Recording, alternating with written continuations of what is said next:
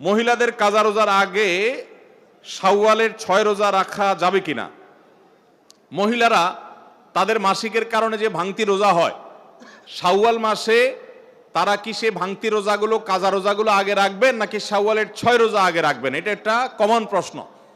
এই প্রশ্নের উত্তরে আমরা বলতে চাই, অনেক উলামা একরাম বলেছেন যে যেহেতু নবী করিম সাল্লাল্লাহু আলাইহি সাল্লাম শাওয়ালের 6 রোজার ফজিলত পাওয়ার জন্য রমজানের রোজা রাখাটাকে শর্ত দিয়েছেন এবং বলেছেন মান সামা রমাদান সুম্মা আতবাআহু সিত্তাম মিন শাওয়াল, যে ব্যক্তি রমজানের রোজা রাখলো এরপরে শাওয়ালে 6টা রোজা রাখলো, কানা কাসিয়ামিদ দাহার, সে সারা বছর রোজা রাখার সওয়াব পাবে। কিভাবে এই রোজা রাখার সওয়াব হয়?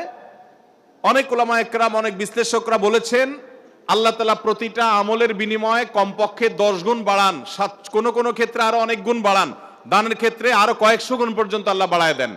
10 গুণ করে যে বাড়াবেন, এই জন্য রমজানের 30 দিনে 30টা রোজা আর শাওয়ালের 6টা রোজা, মোট 36কে 10 গুণ দিলে 360, সারা বছর রোজা রাখার সওয়াব হয়।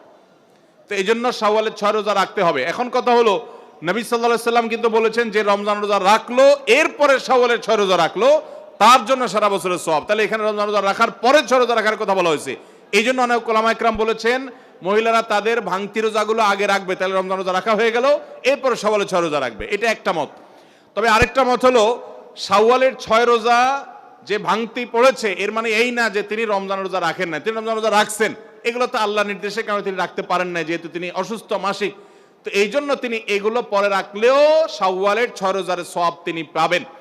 কারণ শাওয়ালের 6 রোজা তো শাওয়াল মাসে না রাখলে আর হবে না, পরে রাখলে আর হবে না, কিন্তু এই কাজাগুলো তো পরে রাখলেও আদায় হবে। তো উত্তম হলো কাজা আগে করে যদি শাওয়ালের 6 রোজা রাখতে পারেন সবচেয়ে উত্তম, না পারলে অন্তত শাওয়ালের গুলো আগে রেখে কাজাগুলা পরে রাখলেও আশা করতে পারেন আল্লাহ তাআলা শাওয়ালের 6 রোজার ফজিলত দিবেন।